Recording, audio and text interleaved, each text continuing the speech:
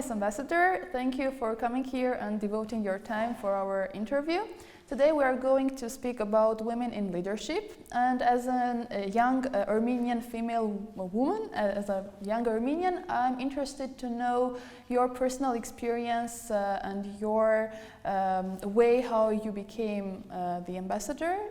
So please tell me a little bit about your experience. Yes, thank you. I'm really happy to be here. This is a topic to my heart, naturally. I must say, in my personal case, I think a lot I owe to my parents, especially to my father, because I grew up in a time when we had also very classic prejudices in Germany. It was this famous 3 Ks: children, kitchen, church. And I grew up in an environment where my father was convinced that I can do whatever I want to do if I only do it correct, and I learned.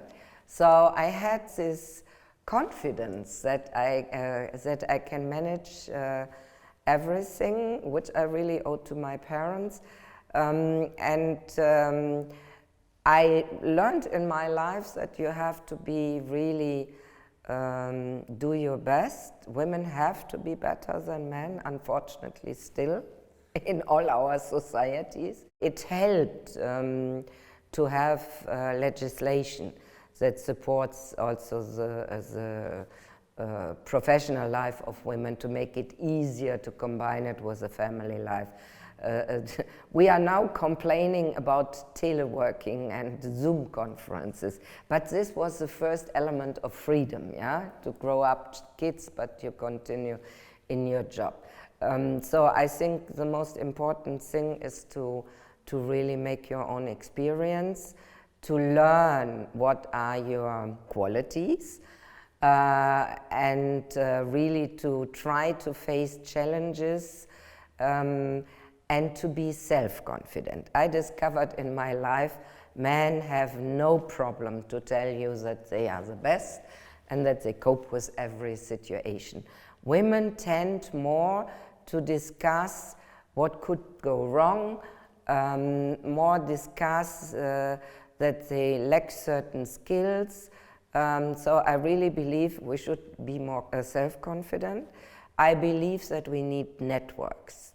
And yes, sometimes you earn comments and jokes by male colleagues, but they have all their clubs, whether they go hunting or they go fishing. Yeah, so I think this was one of the experience I had. But I had like a sort of umbrella around me. This was this confidence of my father, and I grew up in a family who never thought that women are just second class. And this was really something that helped me throughout my life. And I would really like to see more women here in high-ranking positions, whether it is in the government, but also in business, really to show that women can be as good as men and should have the same opportunities. Yeah, I can definitely agree. Family is the greatest source of inspiration, especially in the childhood. So, have you ever thought that you could become a leader, a female leader in a male domain? I was a teacher, so I studied history to become a teacher, and then I decided to try and to apply with the German Foreign Service, and I was taken, so I was lucky. And then you develop. I must say, perhaps it is a combination. I was working hard, I must say, and yes, there are certain moments where you have to make a choice between your private life or your professional life. But I also had, even in times when we not yet had all the legal basis, I had always good colleagues and superiors who gave me the feeling that I'm able to do my job. When I was very young, it was my first posting when I really entered the German Foreign Service, was in the security area, where you say, okay, female and defense and security is not totally what we think is you. So I did it, and yes, sometimes you had to do an extra work. but I managed, and I try to find areas where I'm good. I was very much interested in political development, so I read a lot. I was always being in contact with my colleagues, and we have a great female network in the German Foreign Service. By the way, we have exactly the same in the EIS. It is due to our former Secretary General, Helga Schmidt, whom I know from the times in the German Foreign Service. She was very much supporting this idea of female networks. She's now the Secretary General of OSCE, and we are very proud to have her in this position. And on the other side, what I learned, and I was also working in human resources, so I was the one who had to create the situation for others, is you need to set examples and you need to really create the framework. Yeah, what I said, teleworking, part-time working, solutions for kids. We, for example, in the German system, we have parental leave also for the male colleagues. Also here in the EIS or in a delegation, if a male colleague comes, he has also the right to take parental leave. But it means that he has to cope with the kids, he has to change the pampers, which I think is a good exercise. But naturally, it is not just that you have an idea. You need the support of a government really to go for gender equality. There is still some space here in Armenia, I would say, but I see that there are a lot of young, very talented women. You have a high percentage of female who have a higher education. So, and I would love to see here more women in politics. Mm-hmm. And what does EU do to inspire these women in Armenia so that they can become like leaders in domains? What we try to do is really to give opportunities to women. And we have quite a lot of programs. It starts with women in business, where we give knowledge but also access to funds. I think you have to give women the same opportunities. We are supporting creative industries, which is often an area used by women. But we try also within all the programs, for example, in regional development, to really focus women. To give women who live in remote areas that they also have a possibility to find a job, and then I'm naturally happy to see each of them when they grow and they really become leader.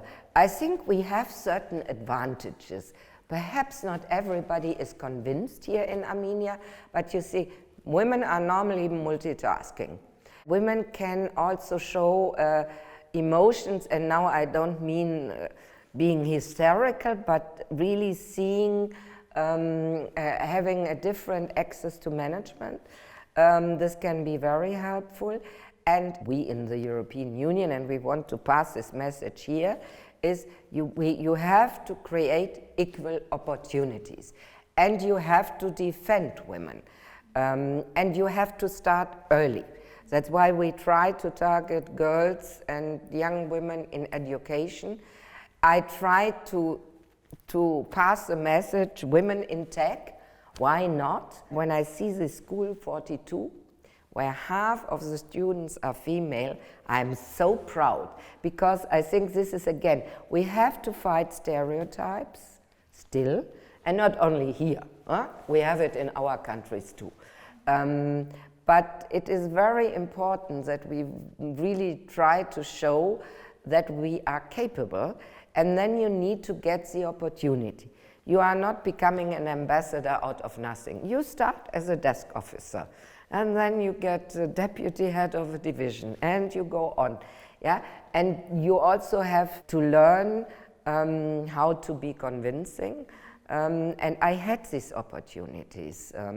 And I'm very much also in a network, for example, helping first-time ambassadors, because this is, if you start, it's not the easiest way, really to convince people also to try it, yeah? To really try to go in the diplomatic service. Like, I think we need women in politics in order to have a modern, reform-oriented government. You need the female view. And sometimes, yes, you need the steps to take the legislation to support women. You have mentioned like the major difficulty in your work, it was like combining professional and personal life. Yes. Are there any other difficulties when you're a female in a leadership position? Well, you have, I think we have a rather famous example some days ago. You sometimes end up in strange situations. And then it is a question, how do you react? So I give you one example. It was not here, it was in another country. When I arrived, I went to a cultural event. I met the Deputy Minister of Culture together with my interpreter. I wanted to introduce myself, and he shook hands with my interpreter and welcomed him, thank you, Mr. Ambassador. And this poor guy, he blushed, and he said, not me, she. And then you had this deputy minister really shouting through the room, a woman in this position can't imagine. So you have to learn not to be offended in such a situation. If you are good, make a joke. But you have to cope with certain reaction, but you can train it. I would say you can really train how you for the first time go and on a stage in front of a big podium. So and I was very lucky because both in the European service but also in the German Foreign Service we had special training for female colleagues, and we start very early. And then you sometimes have countries, which is not the case, really not here. Also I never had, also when I here was German ambassador, I never had a moment when they said, we don't talk to her, she is a woman. But you have naturally certain countries where it is more difficult to be a female leader or a female ambassador. You have to cope with the situation that they sometimes think that as a woman you anyway get pregnant and then you are lost. So that's why we need really a law on gender equality. We need the respect. If you do a recruitment procedure in our systems, I'm not allowed to ask anybody anymore, are you married? Do you have kids? Do you want kids? These are non-go topics. They are not relevant, yeah? So, and this is naturally needed to support the idea and really to promote. I was very happy to meet the only female mayor you have in this country, and I say she is impressive, and I can only hope that I soon see more mayors because it is, again, you have to fight prejudices. And it is important not to overreact, because then you just increase the prejudice, but to learn to react in a rather relaxed manner, I would say. Thank you very much for sharing your sincere background and like showing us that you need to always be motivated to get inspired with other people, with women, with family. And I really agree that we need to break these stereotypes and to become like women in leadership, and as well as just happy mothers and happy women. And it must be able to combine it. Yeah. That's what I say. And what I also think, I respect every person, male or female, who takes a decision. If somebody says, I want to stay at home for a certain period and I want to raise my kids, fine. But if this person wants to combine it, she needs to have the opportunity. That's the really important thing. And what we learned from big companies in Germany, you really have to start early. When women, even when they are girls, it starts with a stereotype what toy you give to a girl. Is it a little doll, or can she also take the tractor? Nobody will interfere in traditional customs, yeah? Everybody is free. But give females the possibility. And I can tell you, when I compare young women here to, let's say, the young women I met when I was here 2007, a lot has developed. We are not yet there, but a lot has developed. And I see that overall, you are much more self-confident than when I was here before. Definitely, I see progress. Thank you very much for your time. And I think everyone will enjoy this interview, and they will take their own decisions and make this life, this world a better place to live.